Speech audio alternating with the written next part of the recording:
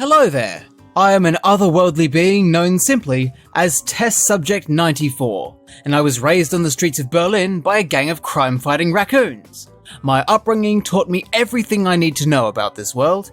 We all face many challenges in our lives, some personal, some global, some pastry-based. But the single most important thing is this.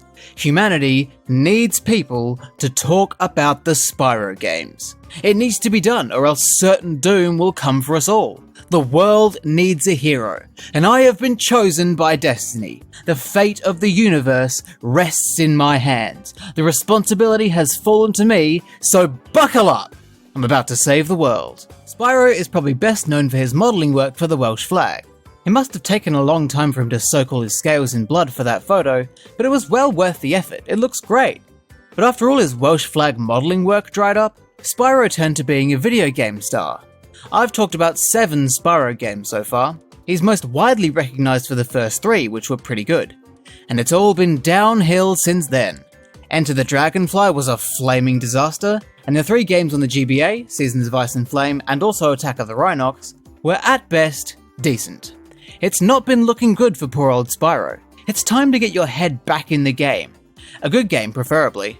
Which brings us to Spyro: A Hero's Tale. Much like every other game post-original trilogy, I haven't played this game before, nor do I know anything about it. But based on the pattern that's been developing across this series, I'm expecting this game to suck shit. I don't want to jump to any conclusions though. Will this game follow in the footsteps of Enter the Dragonfly and the other miserable failures? Or will it defy my expectations and give me a raging boner? Let's not waste any more time and dive into Spyro: A Hero's Tale. We kick off with the opening, which sets up the story of the whole game. The story goes like this. There is a dragon called Red. Red is evil. Spyro, the hero, sets off to defeat Red because he's evil. Any questions? I had loads, but I couldn't find any answers because that's all the story there is. Why is Red evil? What is his goal? What calamity are we trying to prevent? Why is Moneybags wearing a fez? Who is Ember? Why is Nasty Nork back? Why is he so fucking ugly? Why is there a red clone of Spyro? Is this supposed to be Red from the past? Who's this vomit mermaid? What the fuck is going on?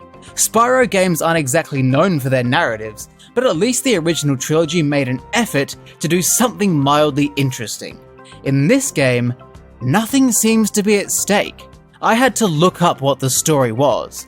Apparently, Red is trying to conquer the world by corrupting it with dark gems. I don't remember the game telling me that, but it's pretty basic and uninspired. It was a weak effort in terms of story. This is about on par with Enter the Dragonfly, but at least it's not Ripto again. Still, pretty disappointing. It didn't take long for me to choose to not care about the story.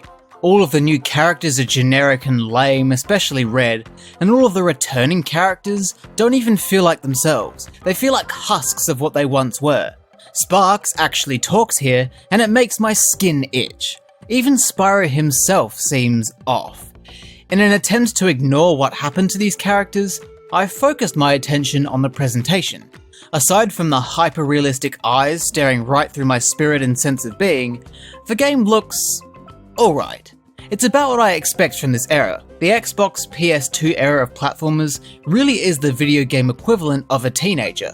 Older, retro games are the babies and toddlers, endearing and adorable, but still flawed in many ways and need to grow and improve. More modern games, like the ones we have now, are the adults who have figured their shit out and know what they're doing. These games from this era are the teenagers, stuck in the middle. They're slightly awkward and still have growing to do, but they're doing their best with what they have. And that's the vibe I get from this game. It looks fine. A bit generic and a bit off, but still fine. The music is on a completely different level though. Much like how a teenager would express themselves and or rebel against their saintly Christian parents, who don't really like that kind of music, Spyro: A Hero's Tale finds heart and strength in its soundtrack, rejecting what came before it in favour of its own style. The music in Hero's Tale is very different from what came out of the previous Spyro games. Up until this game, Spyro's music had generally been very atmospheric, whimsical, and magical. It was brilliant. This game ditches that for more upbeat, bouncy songs, and I think they really work. They're very catchy and memorable. It's different and not what I expected, but I welcome it anyway. Like the flu, except I like the way it makes my nose tingle. You know, I once had a cold and a blood nose at the same time, and I sneezed, and let me tell you, it was a harrowing experience pulling a never-ending cascade of blood-covered snot out of my nose. I thought I was gonna die.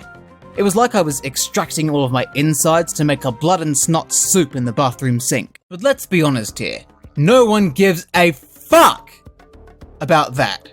If people cared about things like that and I wanted to share them with the world, I would have started a podcast. That's not what's happening. We're playing Spyro: A Hero's Tale. Let's talk about what that's like. Spyro, who in this game sounds like he's taken up smoking, controls a bit differently to how he did previously. The big thing I noticed right away that I actually found disgusting and shocking is that the flame and charge buttons are reversed. Rather than having the left face button be charge and the right face button be flame, Hero's Tale decides to make the left face button be flame and the right face button be charge. This colossally fucked with my muscle memory. I genuinely considered playing this game by holding the controller upside down. That's how upset I was with this change. But I didn't do that because that's obviously ridiculous, and I'm nothing if not logical and conventional. The other thing that made my head tilt like a baffled dog after you've pretended to throw a ball, and the dog turns back to you trying to figure out what happened to the ball, but realizes that you've unexpectedly transformed into a grandfather clock, was that Spyro now has a double jump.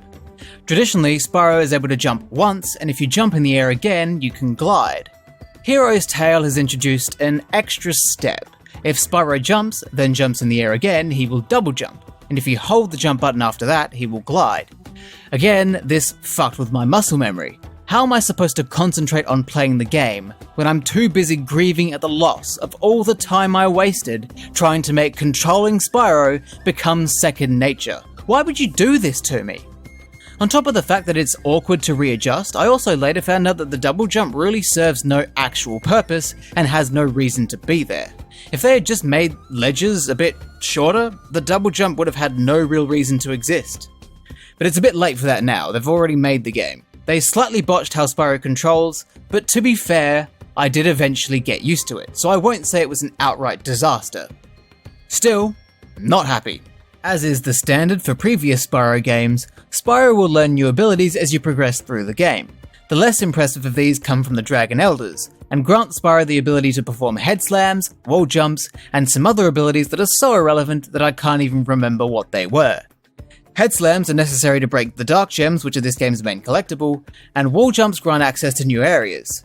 But the thing that really caught my attention, like a moth drawn to a flame ready for a feast, was the return of the elemental breaths. For those who have seen me review Enter the Dragonfly, you will know that I tore that game a second asshole for wasting the potential of the elemental breaths. A Hero's Tale has the chance to redeem the concept. And does it succeed? Well, kinda. They're definitely better here than they were before. They're mainly used for solving puzzles and for traversal. Lightning Breath has more range than the others and is used to power electricity-based objects and activate things. Water Breath is occasionally used to turn water wheels that have some sort of effect on the environment. Ice Breath is used to freeze gushing water to turn it into a pole that Spyro can swing jump from. Oh, that was one of the abilities that you get from the Elders. You can swing and jump from poles. Pretty cool. Anyway, there's definitely room for improvement with these elemental breaths, but it's certainly a step up from ETD, which stands for Enter the Dragonfly and not actually transmitted disease. What I noticed about this game while I was playing it is that it seems to be less focused on collecting as previous Spyro games. Collecting's obviously still a part of it, but the focus seems to have been shifted onto actual platforming. The levels are structured more linearly, and traversal is much more involved than it is in previous Spyro games, and I kinda like that. It makes it ever so slightly more challenging. It's still easy, but that extra involvement helps keep you on your toes a bit. Even the hub worlds are built like linear levels that branch off into separate levels. I kinda like it. Collecting is still the aim of the game though. Sort of. It has changed a bit. The thing I was actually shocked by was the fact that gems aren't collectibles anymore. Instead, they're purely currency. There's nothing wrong with that, I don't know, I guess I just felt like I lost something. The satisfaction of picking up gems doesn't really hit the same here like it used to. But at least they're more useful now. The gems you collect can be spent in Moneybags shop to buy things like lockpicks for chests, fast travel tickets, power-ups, all sorts of things, so they are useful. So what are we collecting instead?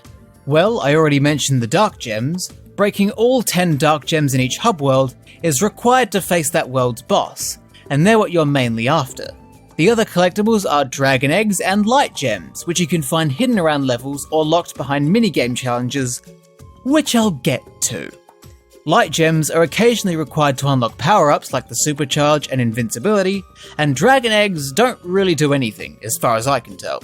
While collecting isn't anywhere near as satisfying as it was previously, it is still present, and combined with the exploration of 3D levels, means that it does stick to the Spyro formula, even if it changes a few things here and there. It's a pretty solid take on it, unlike Attack of the Bastard Rhinox. As for the boss fights, they're fine. I've seen worse. They do take a while to beat because they each have 3 phases, but they are somewhat enjoyable. They're better than some of the wimps this series has shat out in any case.